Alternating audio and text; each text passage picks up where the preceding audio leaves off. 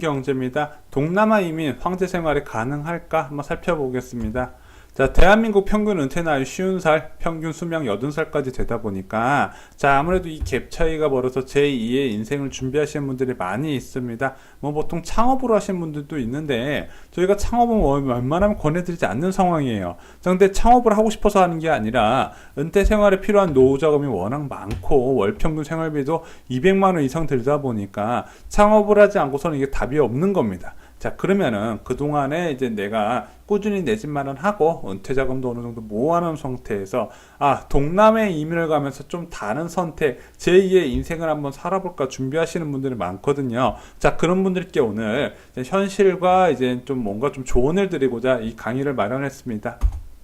자, 동남아에서 70만 원이면 황제, 이거 관련돼서 어떤 출연했던 패널이 이런 말씀을 하셨는데, 그 이후에 TV조선 이제 탐사보도 7에서 이거에 대해서 한번 집중적으로 다뤄본 적이 있었습니다. 자, 이거 동남아에서 70만 원이면 황제 생활이 가능할까요? 여러분도 될 것 같아요?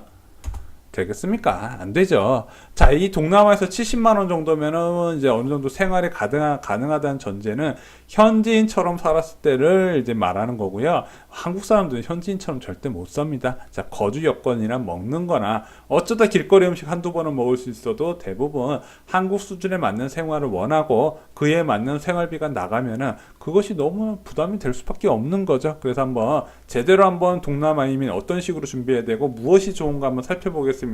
먼저 문제점 3가지 볼게요. 동남아 이민 문제점 3가지 뭐가 있을까요? 첫 번째, 비자 문제입니다. 두 번째, 거주비가 많이 들어요. 세 번째, 정말 병원비 비쌉니다. 자, 특히 첫 번째 이 비자 문제. 아니, 웬 비자 문제? 자, 대한민국 여러분들이 동남아 국가로 관광 가실 거면요, 무비자로 그냥 편하게 갔다가 관광 끝나고 오시면 되는데, 동남아 국가는 장기적으로 거주할 땐 좀 다른 문제예요. 내가 1년 이상 거주하려고 비자를 달라고 하면은 거절하는 국가들이 꽤 있습니다. 그건 왜 그러냐?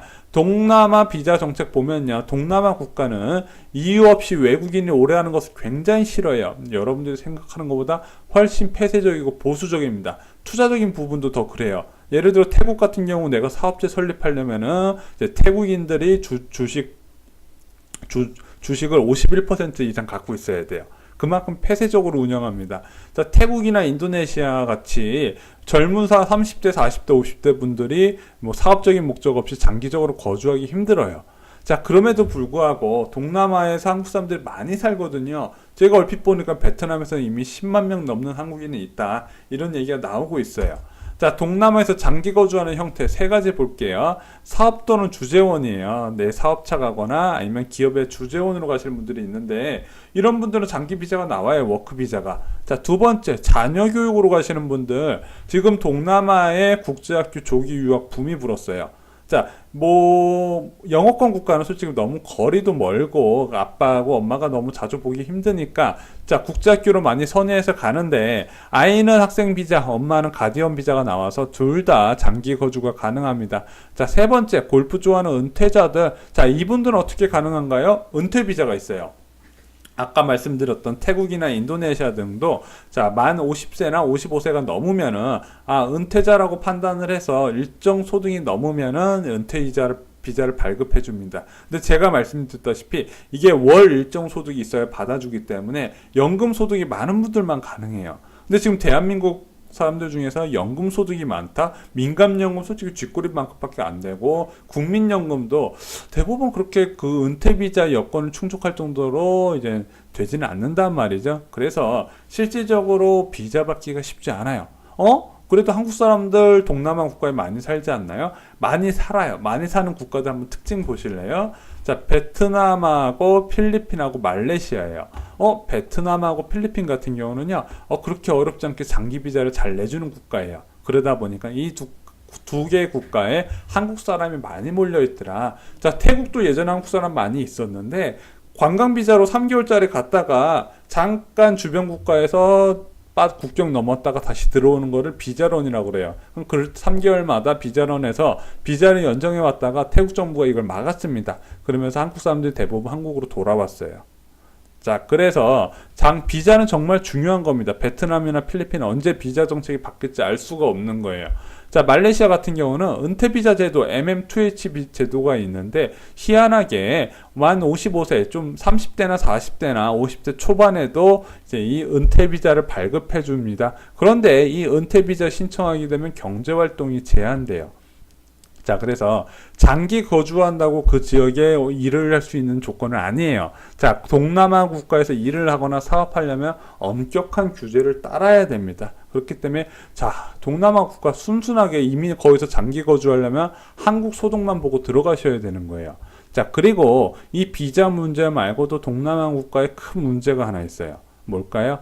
병원비예요. 자, 동남아 국가, 정말 병원비 싸겠구나. 그 나라들 사람들 소득 수준이 있으니까 전혀 그렇지 않습니다. 자, 태국 댕기열 환자.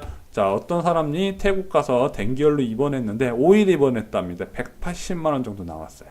한 달에 한 30만원꼴 나왔는데 이 5일 병원비가 웬만한 태국 근로자 3개월치 월급이에요.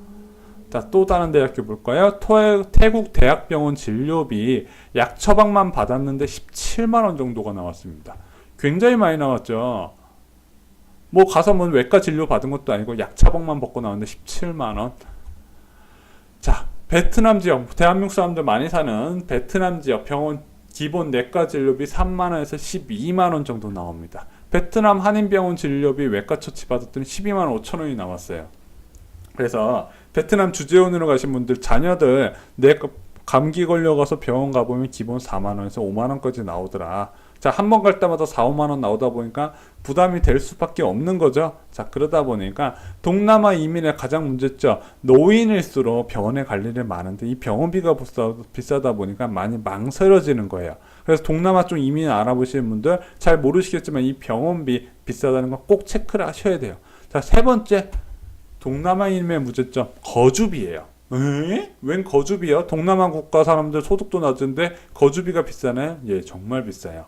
베트남 하노이 경남 아파트, 이거 한국 건설사가 지은 건데 32평짜리 아파트 임대료가 월 950만 원이에요. 한 달이지만 100만 원이 넘죠.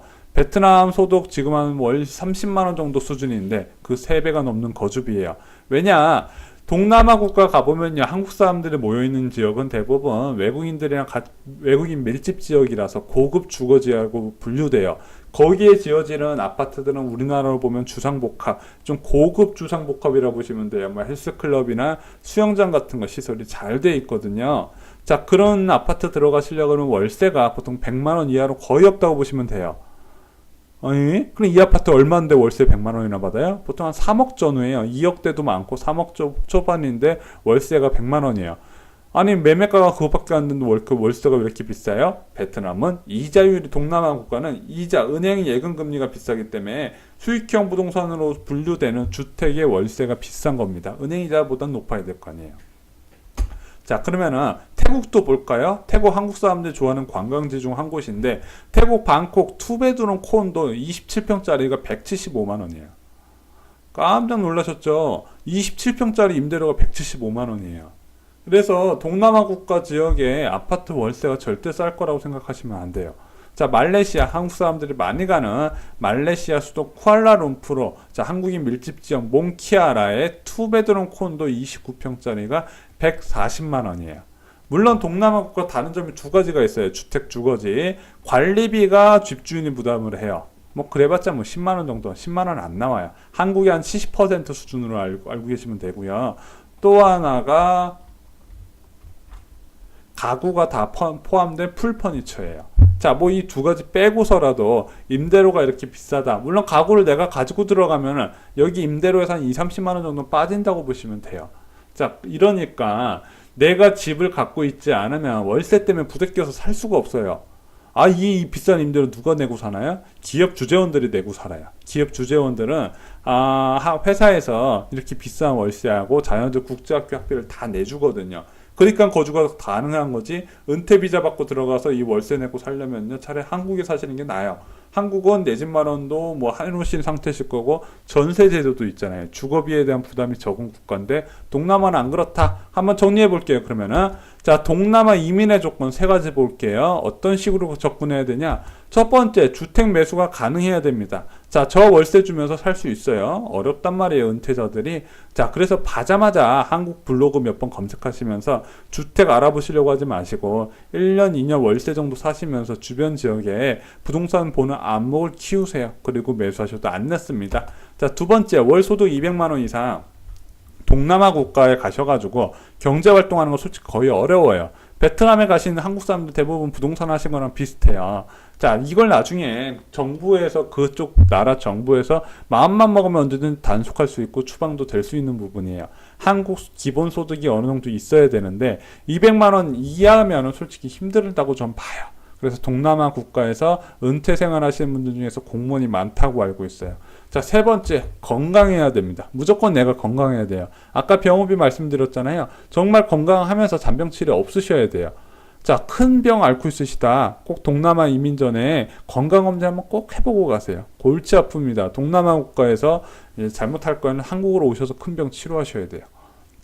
자, 그럼에도 불구하고 동남아 이민 이런 사람들한테는 좋아요. 어떤 사람들이 좋을까요? 자, 골프 좋아하시는 분들, 야, 동남아 국가 골프의 천국이죠. 물론 방콕이나 이런 곳은 조금 비싼데 나머지 국가들은 골프 비용 정말 저렴합니다. 한국 골프비가 아마 전 세계에서 제일 비쌀 거예요. 왜냐? 일본보다도 비싸잖아요. 뭐 일본은 많이 생긴 것도 있겠지만. 자, 두 번째, 추위 많이 타시는 분, 난 계절 바뀐 게 싫다. 차라리 더운 게 낫다 하시는 분들. 세 번째, 외국 생활이 잘 맞으시는 분. 이건 뭐냐? 내가 돈이 있다고 무조건 떠나는 게 아니라 아무튼 외국으로 가게 되면 현지 음식에 적응을 할 수밖에 없어요. 그래서 외식 같은 거, 외국 생활 많이 해보시면서 음식 같은 거 먹어도 잘 맞는다. 자, 외국 가셔가지고 그 한국처럼 시장 봐가지고 음식 해먹는 거보다 그냥 간단하게 외식하는 게 더 저렴하게 먹힌다는 생각하시는 분들이 많아요. 자, 그런데 음식이 안 맞으면은 결국에 한국으로 돌아오게 되더라. 자, 그리고 향수병 많으신 분들도 외국 생활을 안 하시는 게 나아요. 물론 가시면은 진짜 대한민국 사람들은요, 진짜 세계 곳곳에 다 몰려 있어요. 자, 태국에 치앙마이라고 해서 방콕의 월세가 너무 비싸니까 치앙마이라는 도시에서 거주를 하는데 거기 한 국제학교의 재학생 70%가 한국 사람입니다. 한국 사람은 어디든 다 있으니까 거기서 네트워크 형성하셔서 뭐 인맥 쌓으시면 되는데 일단은 내가 외국 생활, 특히 외국 음식에 잘 맞으셔야 어느 정도 추천되는 부분이다. 물론 부수적으로 내 집 마련할 수 있는 비용과 그리고 꾸준한 국내에서 발생하는 월 소득이 있어야 된다는 점 그거 잊지 마시고요. 자, 정말로 저렴한 금액에 뭐 동남아에서 황제 생활할 수 있다. 그 꿈은 깨시면 되지만은 200만 원 이상 소득 받으시는 분들 중에서 국내에서 생활보다 더 윤택하게 사시는 건 제가 확실하게 말씀드릴 수 있을 것 같습니다. 이상으로 쇼킹경 부동산이 말씀드리는 쉬운 경제 마치겠습니다. 구독과 추천